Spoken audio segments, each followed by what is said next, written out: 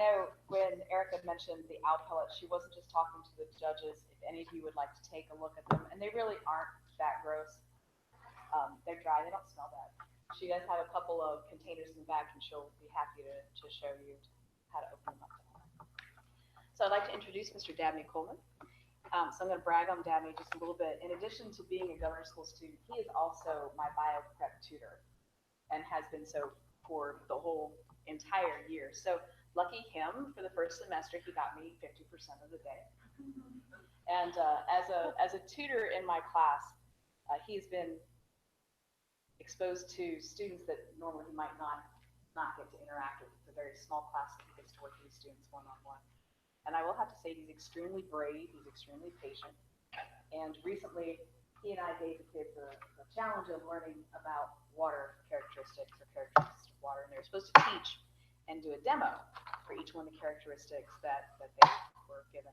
And so one was on surface tension, and the lovely young ladies asked Dabney if he would be their Vanna, sort of. So they had him sit in a chair, and what they were showing was how surface tension inside of an Erlenmeyer flask, which is a triangular-shaped flask with a very narrow mouth, can actually support the a piece of paper on the bottom of it. So they take this extremely large, it's about 1,000 milliliter Erlenmeyer flask, fill it full of water, stick an index card over it, and flip it upside down and hold it, and then release it over the top of his head.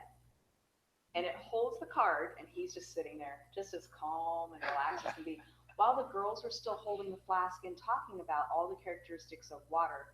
And they just keep continuing on and continuing on. And finally, I'm like, I think we better get a beaker going. So I get it up there, and just as they put it over top of the beaker, it crashed down into the beaker. Dabney never flinched. So that is why Dabney brings up the end of it, because it's tough to go first, and it's really tough to go last. So, Mr. Coleman, take it away.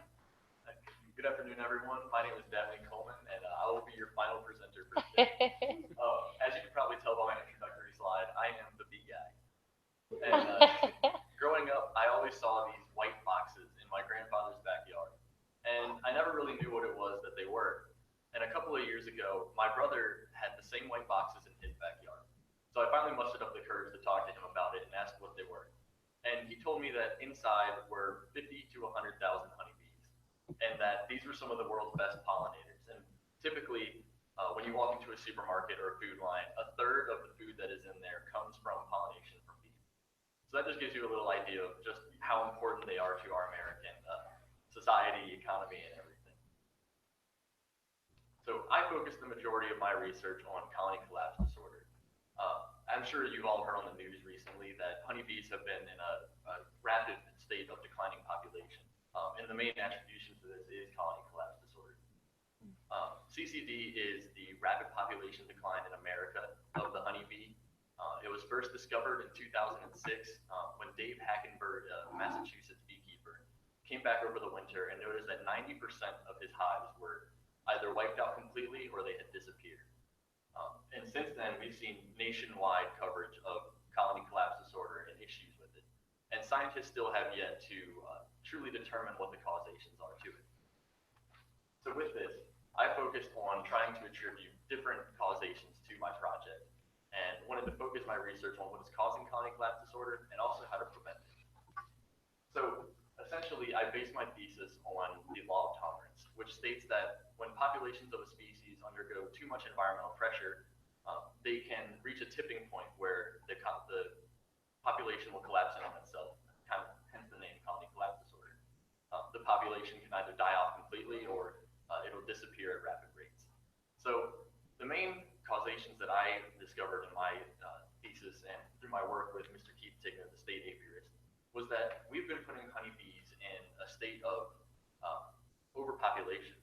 We have put honeybees that, when feral honeybees in nature, they live approximately a quarter mile apart, and they only contain about 15,000 honeybees per hive. But in domestication, we put honeybees about 3 to 6 feet apart and have them with over about 50 to 100,000 honeybees. And of course, you can tell it's a drastic change, and we can see the same issues with overpopulation in our urban cities. There's issues with sanitation, population growth, and the resources around the area that they need. recognized that humans were the main issue, and that we've been doing things to honeybees that in nature they can't process. Some of these things include pesticide use. In Louisa County especially, we use pesticides all over our crops to try and prevent pest growth and to help the promotion of plant growth in our agricultural economy. And when doing this, the pesticides get into the pollination, and when the bees come to pollinate the flowers themselves, they bring it back to the colony. And when you have 50 to 100,000 of these honeybees doing that, it quickly contaminates the colony and prevents other growth of bees. So they don't have further generations, they can't reproduce as well, and it promotes the growth of other bacteria and such. Another one of the main issues that I've noticed is that honeybees have been going through a lot of diseases. When you put them in such close proximity, they can translate it to other honeybees and viruses. And when you have such a close proximity of these honeybee hives together, it's very easily translatable between them. Some of the other causations that I recognized were mite growth. Honeybees there's a specific mite called the vora mite that latches onto the back of the honeybee and essentially sucks the blood out of it and just causes the bee to die at a very slow rate. And while this happens, obviously it has a very large impact on the honeybees, and it really stunts the growth of their colony. So for my internship, pictured on the left is Mr. Dennis Conrad. He's a local Bumpus beekeeper who owns Bee West Aviary. He has over 200 hives on his farmland, which is an insane number of hives that he sells to the public. And he also started the Bumpus Beekeeping Club, which I'm now a member of. Pictured on the right is Mr. Tom Filer, my community service mentor. He has been really integral in the process of me dealing with the town of Louisa for my community service project, where I am planting pollinator gardens similar to what Erica has done, under welcome signs and in the triangle in front of the BP station, to kind of help promote the beautification of Louisa County and also promote pollination. Both of them have been huge parts in not only my research, but also just going through the process. They truly have been fantastic to me, and they're the bees. So taking what I learned through my research paper, I wanted to delve a little bit deeper with Mr. Conrad into colony collapse disorder. So what we did with Mr. Conrad was look at causations of colony collapse disorder in an actual environment. We would open up some of his hives with his honeybees inside and look for pests like the wax moth, which is extremely common in Virginia, and try to determine signs of when a colony could essentially collapse on itself. And since he has over 200 hives on his property alone, we could notice that it was easily transferable to other hives and that issues could very quickly accumulate. Some of the things that we did together ranged anywhere from me holding honeybees in my hand, wearing nothing but a t-shirt and jeans, to winterizing the honeybees' hives, which is when you put this ground cloth up around the side of them, it helps prevent wind from going in, keeping the hives warmer.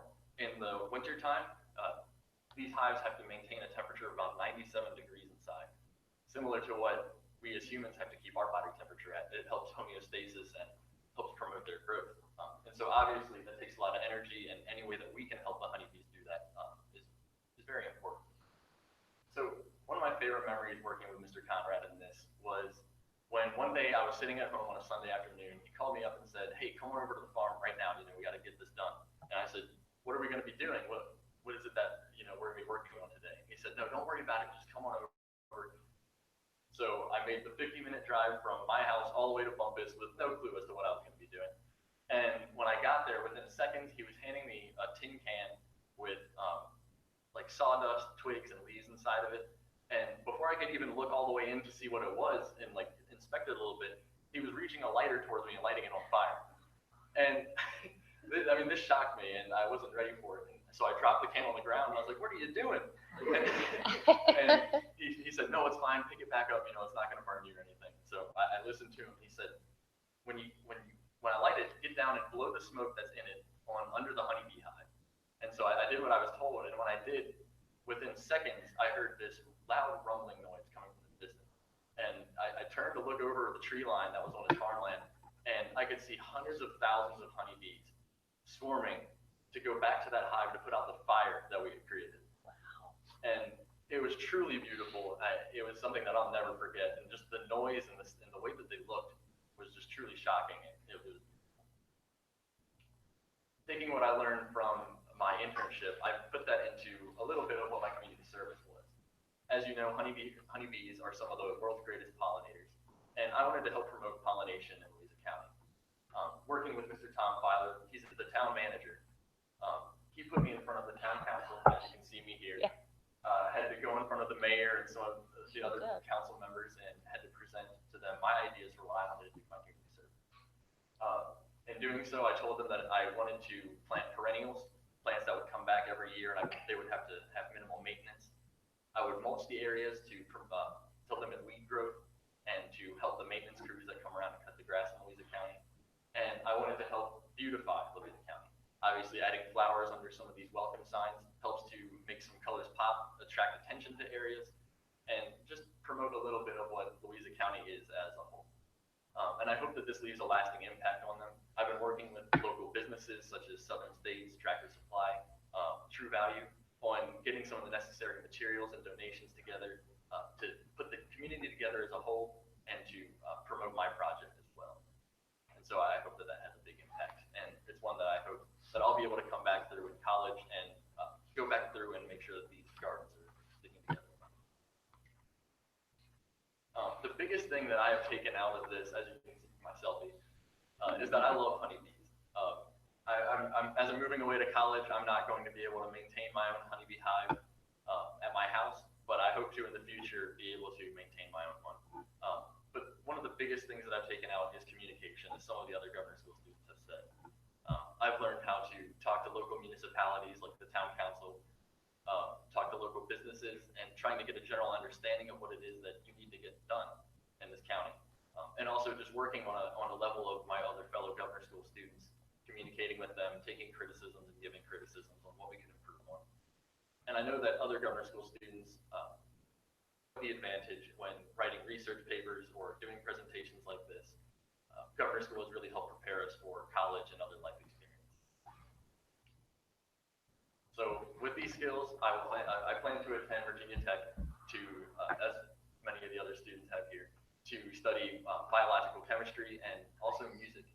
And while these two ideas may seem polar to you all, I hold them very dear to my heart, and I'm very eager to pursue them when I get to college, as we have limited availability of these here in Louisa County. I'd like to give a special thank you to Mr. Dennis Conrad again for helping me get to my internship, Mr. Filer for helping me with my community service, and Mr. Keith Tigner, the state aviarist, who was an integral part in my research paper and really helped me get things moving when I needed to talk to local beekeepers. So with that said, could there possibly be any questions?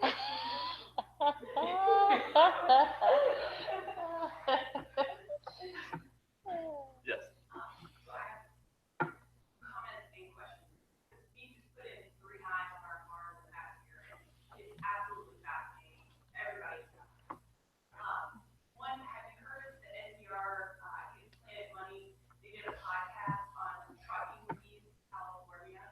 If you haven't listened, download it. It's fantastic. They do semi-tractor trailers full of bees to like pollinate crops. But I did want to ask you your opinion on the recent climacterian kind of debacle where they were giving out wildflowers, but they gave the same wildflowers all over the country, and so it ended up being like invasive species in certain areas. Like, it was just a whole bee mess. Yeah. I've not heard about the honey nut Cheerios thing, and I can see how that definitely would be an issue. I mean, we've taken honeybees that aren't local to our area. Most honeybees that are domesticated don't even come from Virginia. And so that alone is a problem. And when you bring invasive species like that, in Kale's presentation earlier with the snakehead, it's obviously a problem, and it has a big impact on our environment as they take over so quickly.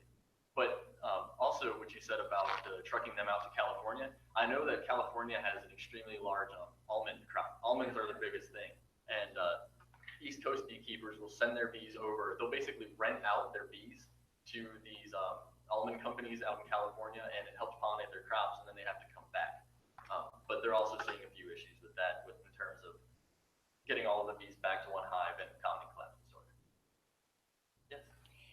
I've really enjoyed learning about your subject. You made it really engaging so much. And so this may seem like a silly question, but for the colony collapse, is it actually physical where you can see it caving in on itself, or do you have to open it up and it gets to a certain point where it's non-workable? Can you describe that a little bit more? It can occur in different forms.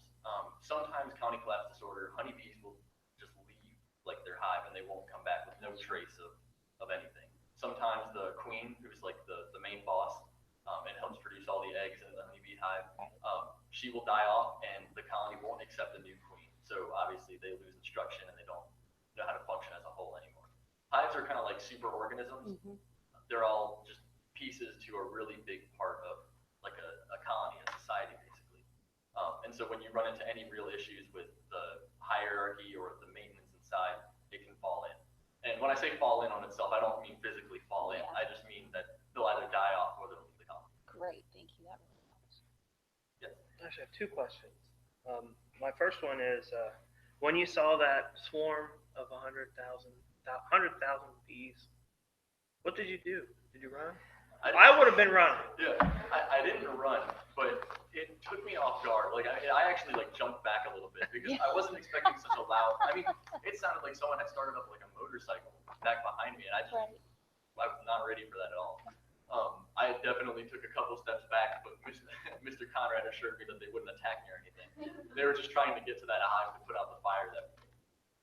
All right, and my second question is when you're inspecting the hives and you do find an issue, is that hive a lost cause, or if you find it in a specific amount of time, can it be saved?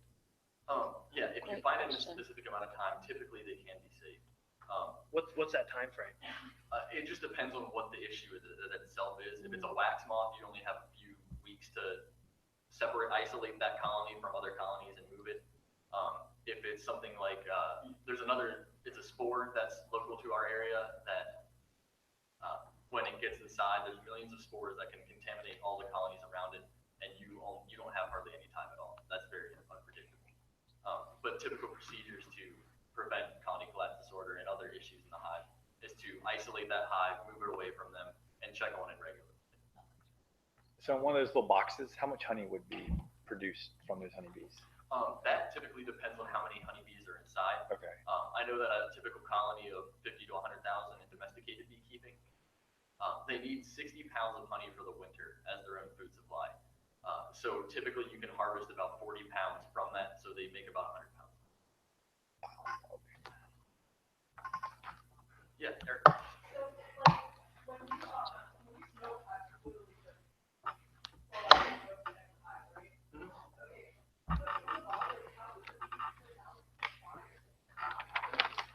Yeah, so what they're trying to do is, well, first I'll go into the little can that he gave me. It has like a billow on it, basically, like a fireplace billow that helps you breathe fire with it. So it just pushes the smoke out, and when you do that, the honeybees think that it's on fire.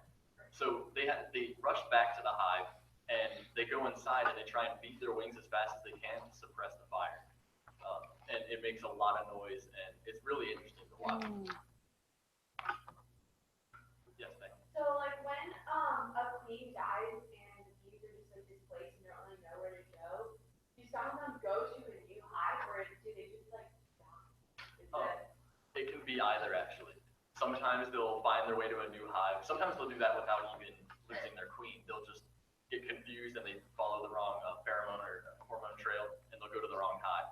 But when the queen dies, they either just give up, kind of. They get kind of depressed. It's very weird, actually. They'll stop moving as much. They'll stop pollinating, and they'll just starve themselves out into death. And other times they will find their way to another colony. So if I wanted to go out and do myself my own box, how much would that cost? That can vary a lot. I know a lot of local beekeepers, they will build their own hives. They'll like piece it together with just, just generic wood from like Lowe's or just anywhere really. But if you buy a colony that has already started and has the box itself with the bees inside, they call it a nuke because it's basically like, the term is nuke because it'll explode into a thriving colony. And I know that some of those can range anywhere from like $200 to $400, depending on who you're getting it from. Yes. Right, so just because you were talking about, where do you go? That's a great question. You start a beehive. You can, you actually can buy things from Amazon. There's plenty of resources. I actually I just took a picture the other day when I was going around talking to some of the businesses. Southern States is promoting hive use. That they've got a sign in their store that they have some of the supplies there for them. You can get them on Amazon, or you can get them directly from like beekeeping people in Bumpus. There's the Bumpus Bee Club that I was associated with in my project. They have over 50 members, and I know at least 5 of them sell honeybees and their honey to other people. So when transporting bees, do you have to put them to sleep like in the beginning? Ooh, good call. That is the reason that we Really? put the smoke inside of the hive.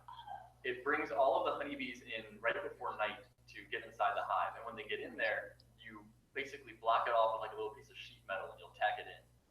And when you do that, they're very angry inside, and they're trying to get back out because they realize they've been tricked. But you put a little bit of screen over it so that they can still breathe, and then you take a little bit of grass from the ground that's at the property that they've been at for a while, and you put it in front of the hole, and then you load them into the bed of a truck or however you're transporting it. And when you move them to a new area, you take grass from that location and also put it with the old grass. And that kind of helps them get a sense of what the smells are of that area and gets them acquainted with their surroundings, so that when you open them up in the morning, they don't swarm out and get lost and never come back again. Any more questions? Oh, Eric, yes. How do you join Bumpus? It's very simple. They have meetings every Tuesday night at 7 o'clock, 7:30ish. Sometimes they'll have dinner, and you'll just go, and if you're genuinely interested in beekeeping, it's typically a member's fee of about $10 just to help with classes that they give out to local members. Yes. So if you're down in just for an argument, we should have our own LC, maybe with the help of the Bumpus. Absolutely. Yeah.